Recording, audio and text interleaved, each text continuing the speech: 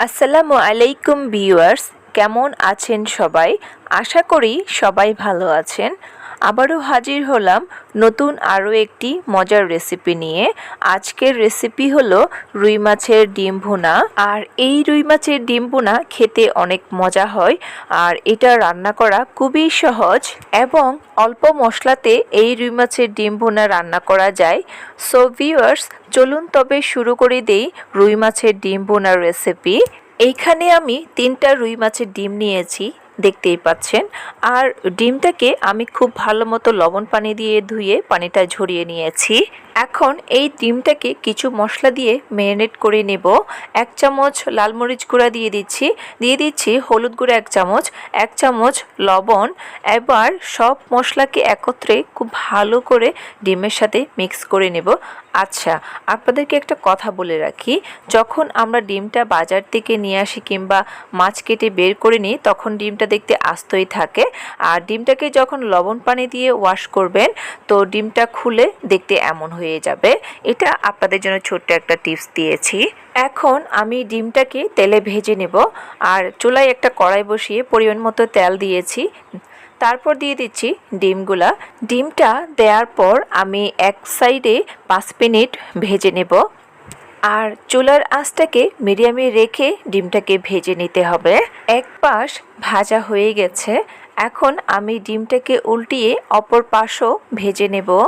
আর ডিমটাকে একটু চেপে চেপে ভেজে নিতে হবে। তো চুলার আঁচ মিডিয়ামে রেখে ডিমটাকে আমি অপর সাইডও 5 মিনিট ভেজে নিয়েছি। এখন ডিমটাকে খুন্তির মাথা দিয়ে আমি একটু টুকরো করে নেব। মাছের ডিমগুলা টুকরো করা হয়ে গিয়েছে। এখন টুকরো করা ডিমগুলাকে আবারও 2-3 মিনিট মতো ভেজে নেব। এতে করে ডিমটা যে আমি টুকরো করেছি, মাঝে যদি একটু কাঁচা ভাব থাকে, এটাও ফ্রাই করা হয়ে যাবে। তো আমার ডিমটা ভাজা হয়ে গিয়েছে। এখন আমি ডিমটাকে উঠিয়ে নামিয়ে রেখে দিচ্ছি। তো এখন আমি রান্নায় চলে যাব। রান্নার জন্য চুলায় একটা কড়াই বসিয়ে দিয়েছি, আর তাতে দিয়ে দিচ্ছি 2 টেবিল চামচ সয়াবিন তেল। তেলটা গরম হয়ে আসলে পরে আমি দিয়ে দিব 1 কাপ পেঁয়াজ কুচি। পেঁয়াজ কুচিটাকে আমি কিছুক্ষণ ভেজে নেব। তো পেঁয়াজটা আমার ভাজা হয়ে গেছে। এখন আমি দিয়ে দিব 1 চামচ রসুন বাটা, 1 চামচ আদা বাটা। আদা এবং রসুন বাটাকে আমি পেঁয়াজের সাথে কিছুক্ষণ ভেজে নেব। তো আদা রসুন বাটা আমার ভাজা হয়ে গিয়েছে। এখন আমি কিছু মশলা অ্যাড করে দিব। 1 চামচ লাল মরিচ গুঁড়া, 1 চামচ হলুদ গুঁড়া, আরও দিয়ে দিচ্ছি 1 চামচ ভাজা জিরার গুঁড়া, 1 চামচ রাঁধুনি মাছের মশলা, 1 চামচ লবণ, আর দিয়ে দিচ্ছি সাথে 4-5টা কাঁচামরিচ ফালি। এখন মশলাটাকে আমি প্রায় 1 থেকে 2 মিনিট মতো ভেজে নেব। অল্প পানি অ্যাড করে মশলাটাকে আবারও কষিয়ে নিচ্ছি, এতে করে মশলা পুড়ে যাবে না। এখন আমি অ্যাড করে দিব পরিমাণ মতো পানি, আর পানিটাতে বলক আসা পর্যন্ত অপেক্ষা করব।